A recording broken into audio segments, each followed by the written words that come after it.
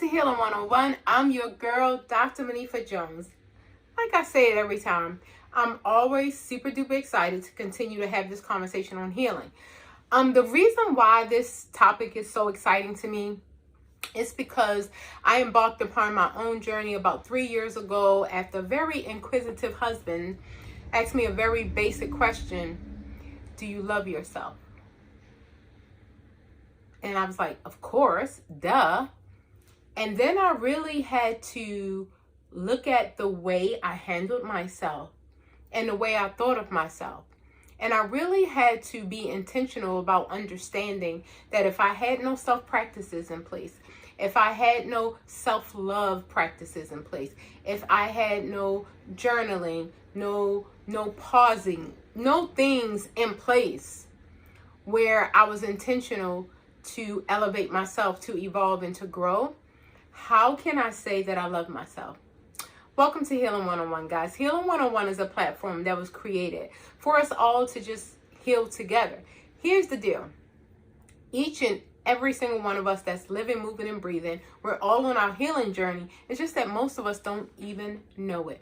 So I'm excited that the Love Tribe, you guys are very familiar with this. And it's exciting because as you see, as we grow and we learn and we evolve and we transform, we realize there's so many things that we were paying attention to that was just distractions and noise.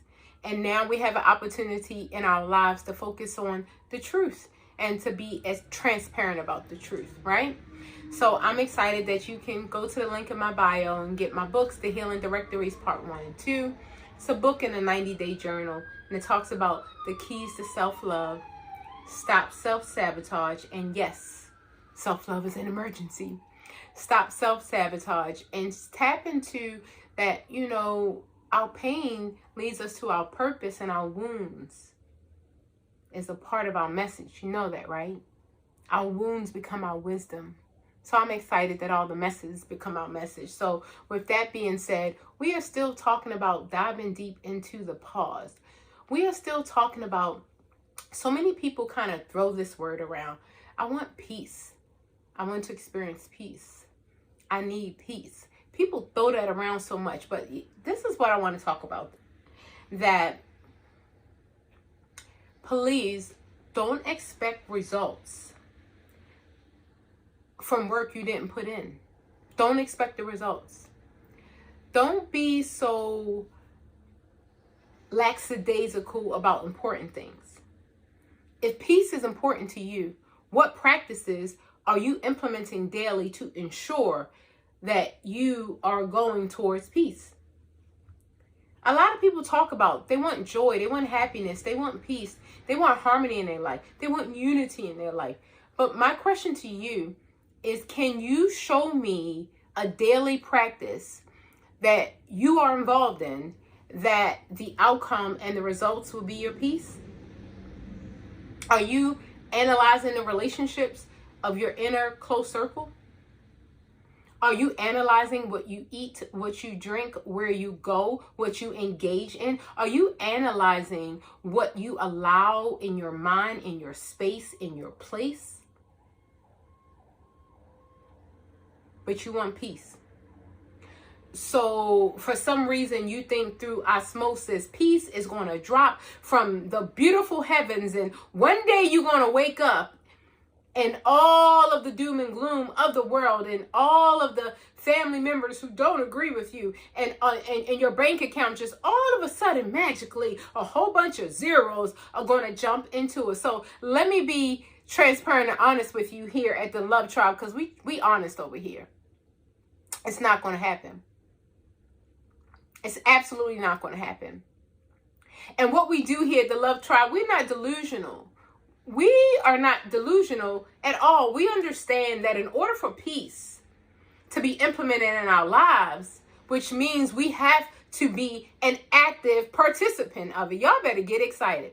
See, here's the deal. If you learn nothing else today other than your happiness, peace, and joy is not outside of you, number one, it's always been with you. But number two, it doesn't just come. It doesn't just appear. It doesn't just show up. I promise you that life will keep lifing. I promise you that the conditions may stay the same. They may even become worse. What's going to change is you. What's going to change is your tolerance for people disrupting your peace. What's going to change is what you allow into your vortex. What's going to change is you allowing yourself to overthink and to get into moods and time swings of depression and anxiety. That's what's going to change. What's going to change is that you are going to become your greatest protector. What's going to change is that is a guard at the gate, and the peacemaker does not allow foolishness in. I promise you, the conditions are not going to change. Politics are still going to be politicking. I promise you. What's going to change is your outlook. What's going to change is your ability to respond. Because see, we're responsible. We don't react anymore. We're very proactive. Because we have decided to get off of this roller coaster where we're just up and down and depression and anxiety and trauma. And it's just like, oh my Lord, listen. Trauma is not stuck in us and we are not stuck in our trauma. It's a decision. I promise you, I was the girl who believed I was cursed. I was the girl who believed that every day there was a problem. I was either coming out of a problem, going into a problem. Lord, have mercy. But now, I know that I am the creator of my life and my destiny. And I know that peace will not just appear. I'm very clear. And I understand that I have to be intentional about it. And I understand that I am no longer fooling myself. I'm no longer waiting for the right man to be peaceful. Oh, my Lord. Do I love my husband? Boy, ooh, I love that man. But I'm not waiting for him to be my peace. By no means. I'm not waiting for the perfect bank account, the perfect home, the perfect car, the perfect career, the perfect relationships, the perfect friendships, the perfect business deal. No, I'm not waiting on any of those things. What I am doing is I am daily being very intuitive about making sure that I have daily self-care practices that the outcome and the results are peace. Why? Because I am creating the peace. You better get excited about that. Because one thing I've learned, I have shifted from control to co-creation. I don't know what it was about me that I felt like I had to control everything when I really was controlling nothing. It was so exhausting. I wanted to control my family. I wanted to control my friends. I wanted to control my children. I wanted to control the business. I wanted to control everything. And I was literally ultimately controlling nothing. So now I release control of everything. And now I understand I shifted from control and now I shifted to co-creation. I'm not trying to control anyone or anything. I am in the process of creating a very peaceful, loving, harmonious environment for myself because I know what that looks like for me. See, my peace and your peace might be different. See, my peace may include some meditating, some journaling. It may include jumping on the trampoline. It may include some boxing workouts. It may include some weight training. Why? Because I want to be flexible. I want to be strong. Why? Because as the age is, as I'm immortal, of course, but as the years age, no. I'm not going to be sitting on a rocking chair. I'm going to be rock climbing, duh. I'm going to be traveling the world. I need to be strong. That's what my peace looks like. My peace looks like a healthy body. My peace looks like a healthy mind. My peace looks like personal development. My peace looks like service and giving. My peace looks like educating. My peace looks like silence, pausing, listening, being aware. My peace looks like not reacting. My peace looks like emotional regulation. My peace looks like you don't get to trigger me.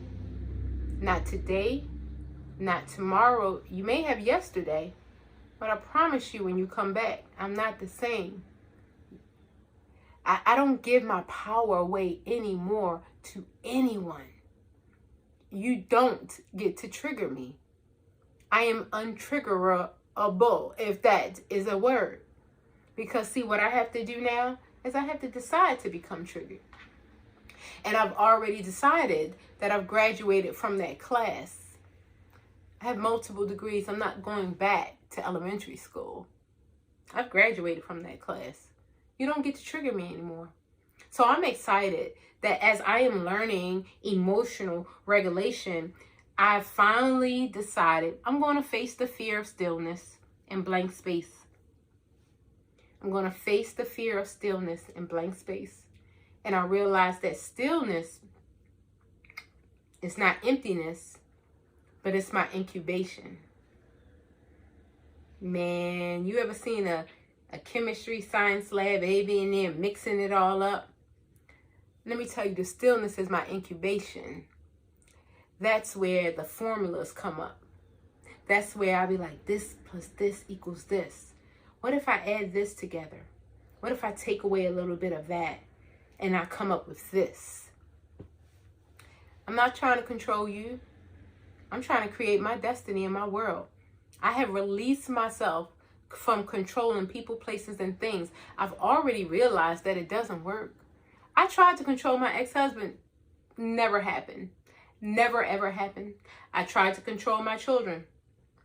Didn't work. Didn't work. I tried to control so many things in my life, and it just backfired. So since I know that doesn't work, instead of being so exhausted and so resentful and just all this guilt and shame, it's just all this low vibrating frequencies that takes me nowhere.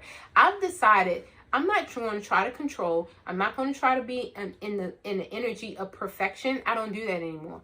I'm in the energy of progression.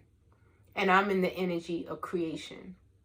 And I want to know, when I get silent and I go to my secret place, what can I come up with? What can I co-create with the divine? What can I co-create with the divine, who is all-knowing, who is all-powerful? What if I just sat still long enough to tap into that power? Now that's powerful to me. I don't want to control you. I have no desire to control you. I understand no one can control me. I have my own mind, my own thoughts. Why would I impose that upon another human being? That is unrealistic expectations. I understand that one thing I've learned was self-compassion in the stillness. Because I realized that so many people had so many things to say about me. And when I got quiet, and instead of being triggered, instead of feeling upset, instead of saying, oh my Lord, they were just insulting me, that was so mean, guess what I realized? Many people are insecure. And sometimes your light shining makes them feel like you dim theirs. It has nothing, it's no comparison, right? But that's how they feel. So because they feel that way, they feel a need to speak negatively of you. They feel a need to slander your name and to lie about you. Because what happens is, if your light that's shining so bright is dim, then it won't show the lack of what they're doing. And so a lot of people, for whatever reason, they're in comparison with you. I don't compare myself to anyone. I frankly, I don't believe anyone compares to me. You can call it arrogant. I call it confidence and being one with the divine. I don't think anyone compares to me. You know why? Because we are different people, different races, different genders, born at different times. I have different parents, different siblings, different upbringings, different locations. It's so many things that are so different. It's like comparing apples to oranges. There is no comparison. So I learned in the stillness, I've learned that I have to be have so much self-compassion, because what happened was all of the negative opinions and the insults, I kind of took them to heart, and I started judging myself, and I started harming myself to help others. And I don't want to do that anymore. I don't do that anymore. So now I have compassion on myself, and I say, girl, you're excited, stay excited. Girl, you're a little bit loud, but you got something to say. You have a message. Don't dim your light. Don't shrink. Don't become small because others are intimidated by your power and your strength and your gift. They'll find their gift one day. They'll find their light one day. But what you have to do is keep your light shining so bright so that they can come out of the darkness. You better get excited. And one thing I've learned about a candle, if you take a candle and light another candle, the first candle doesn't lose its fire. It doesn't do anything to take away from me to share the love, joy, peace with you, which is why I do it every day. Healing 101, it's a platform for all of us, including me first. I've been in mental health over 25 years, and I had to learn how to love myself. And so now I have compassion on myself, and when I slip up, I just reduce the time on how I get it back together. Does that make sense?